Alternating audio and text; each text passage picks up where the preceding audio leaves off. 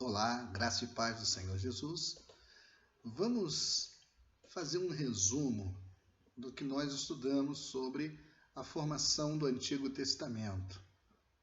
Bem, para que o Antigo Testamento fosse formado, várias coisas foram necessárias.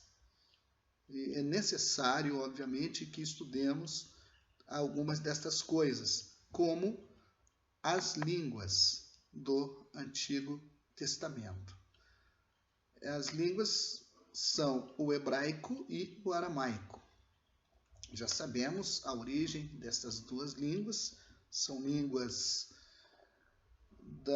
do ramo semita, e como elas, existem outras línguas, algumas já estão mortas, a grande maioria.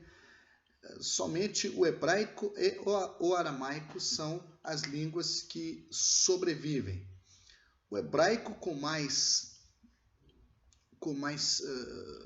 difusão, visto que é a língua oficial de Israel, e além de ser falado por cerca de 7 milhões de pessoas em Israel, é falado por mais de 15 milhões de outras pessoas, na sua maioria judeus, que estão espalhados por todo o mundo. E o aramaico é uma língua já menos difundida, é considerado quase que uma língua morta, embora seja falado em algumas aldeias no Oriente Médio, algumas em Israel. Alguns linguistas descobriram isto, e em partes da Síria, algumas regiões da Síria. Tá? Então, temos que ver isto.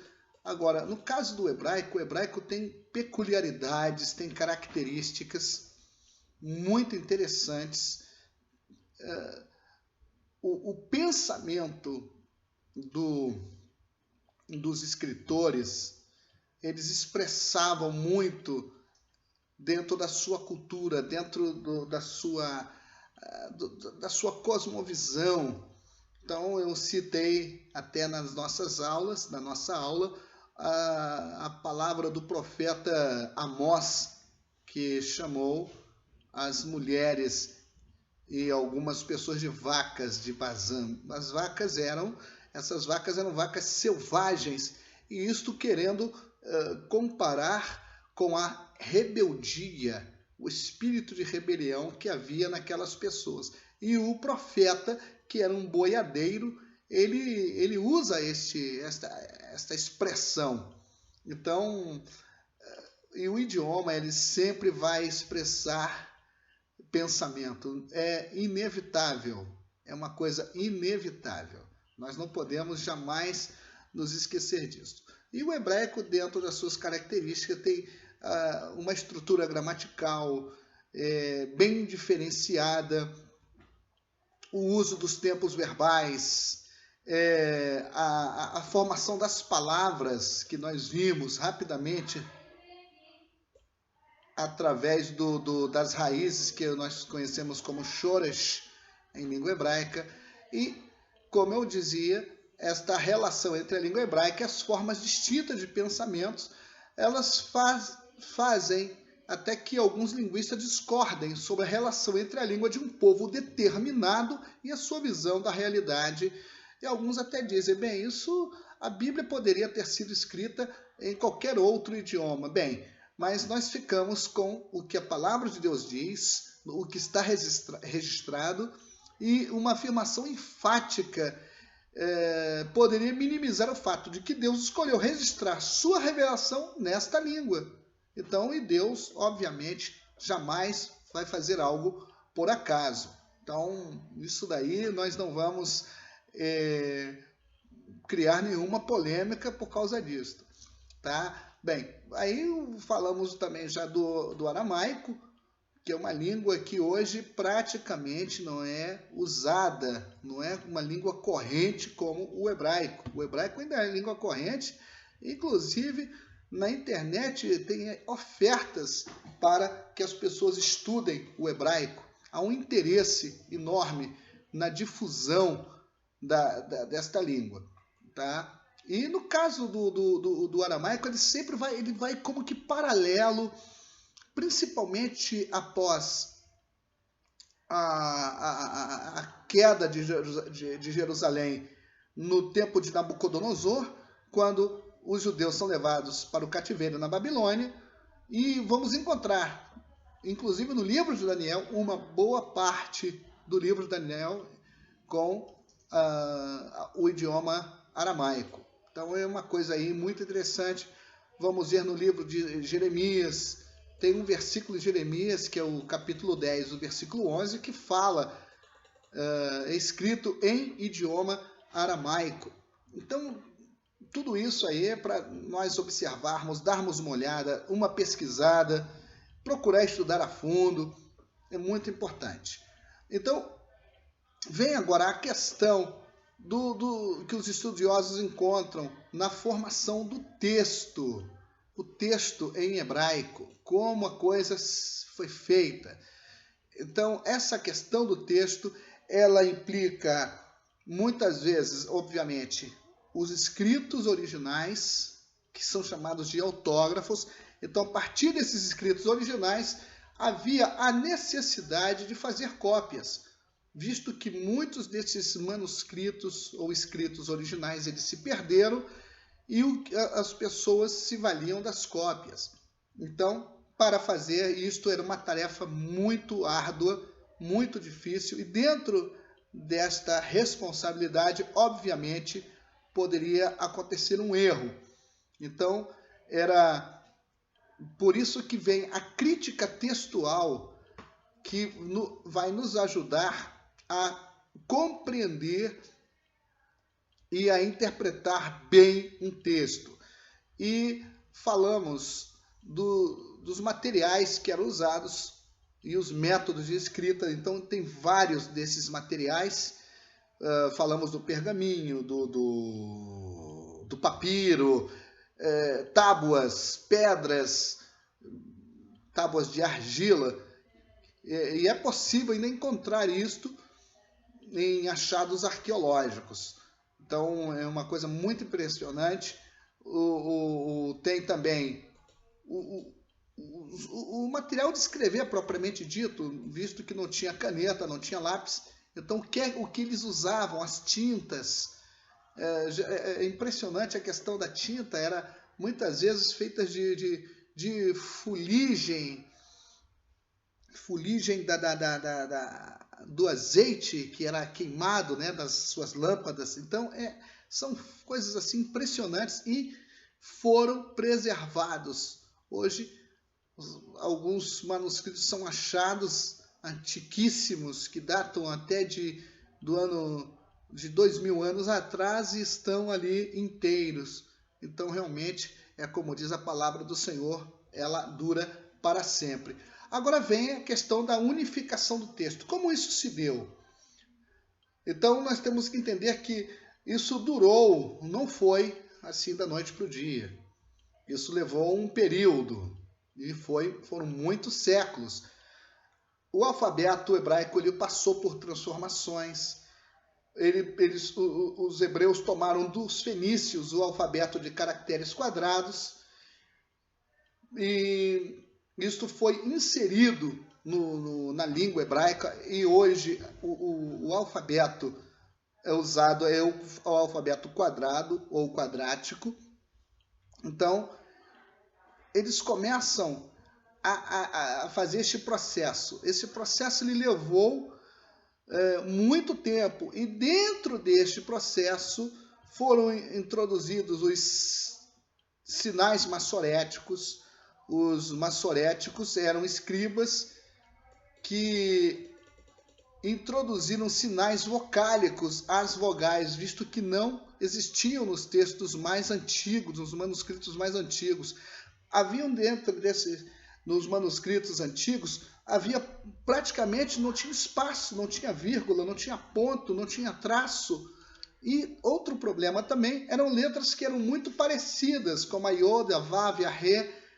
Então, isso aumentava as chances de erro, de ortografia. Isso era possível? Sim, era. Se hoje nós cometemos, imagine, naquela época. Então, eles vão juntando os textos, vão fazendo acréscimos, omissões. Havia o preconceito teológico, nós vimos até o caso da palavra Baal, que eles trocaram por Bozete, que é vergonha, principalmente ali no livro de Samuel, nos 2 livros de Samuel. Vem a questão da tradição oral, ou seja, transmissão oralmente. Então, isso, de alguma forma, preservou, mas também talvez tenha provocado alguma mudança no texto original. Nós falamos ali de que no ano 70 da nossa era, quando Israel perde o seu templo definitivamente com a destruição pelos romanos, eles também começaram a usar a versão dos 70, a Septuaginta, que estava escrita em idioma grego. Então, os judeus da diáspora, eles também fizeram isso. Em contrapartida, apareceram homens que eram inimigos dos judeus, dos cristãos, inimigos no sentido de oposição, não simpatizavam, haviam várias... Começaram a partir da destruição do templo, houve uma separação enorme entre a igreja cristã e o judaísmo. Isto está comprovado até na história. Mas aí também vem o acréscimo da Mishnah, do Talmud. No século X, os judeus, eles se reúnem na Galileia e eles começam ali a fazer uma compilação do que é hoje o Antigo Testamento. Aqui eu falei também de Aquiba, que morreu no ano 135 da nossa era. Ele fez esforços para unificar os textos, era um adversário do cristianismo. Então, são personagens assim que fazem parte, não estão na Bíblia, eles não aparecem, mas a história, os comentários, eles vão falar destes homens que trabalharam na unificação dos textos do Antigo Testamento. Falamos dos maçoréticos, falamos falamos bastante, e eu prezo bastante isto, que é os manuscritos do Mar Morto. Os manuscritos do Mar Morto, os rolos do Mar Morto, têm uma importância tremenda. É o maior achado arqueológico do século XX. Ajudou a solucionar muitos problemas de textos, visto que são os manuscritos mais antigos. Muitos deles datam de antes de Cristo, cerca de 120, 70 anos antes de Cristo, até quase mais ou menos o ano 75, 80 da era cristã.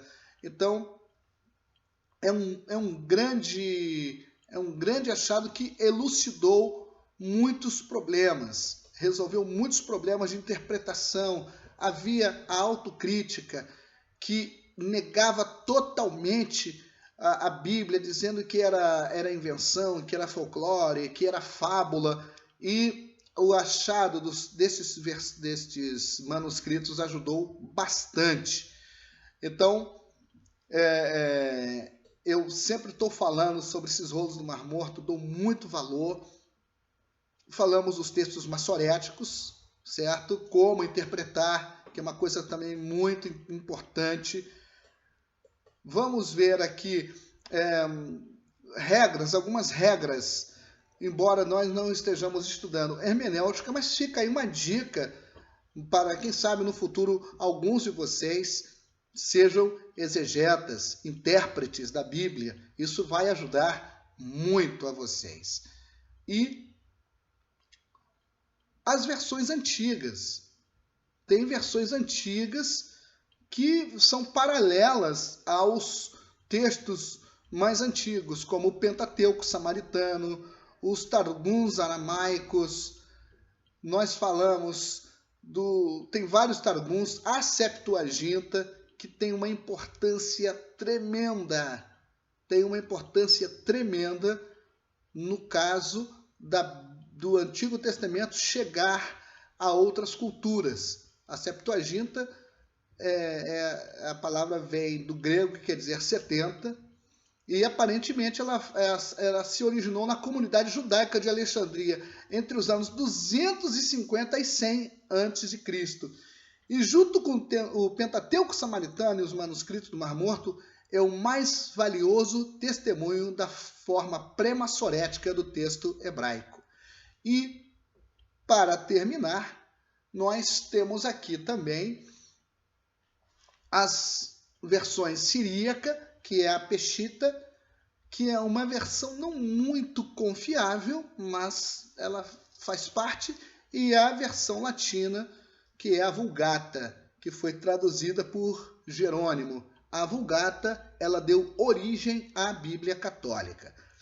Então, na Vulgata estão, sim, além dos 39 livros, estão os livros apócrifos, estão os acréscimos, estão os chamados deuterocanônicos. Então, desta forma, nós terminamos esta parte e eu espero que vocês, em seus estudos, estejam aprendendo, tenham a graça de Deus, tenham êxito em tudo, que Deus abençoe vocês. Um grande abraço e até a próxima oportunidade, no nome de Jesus.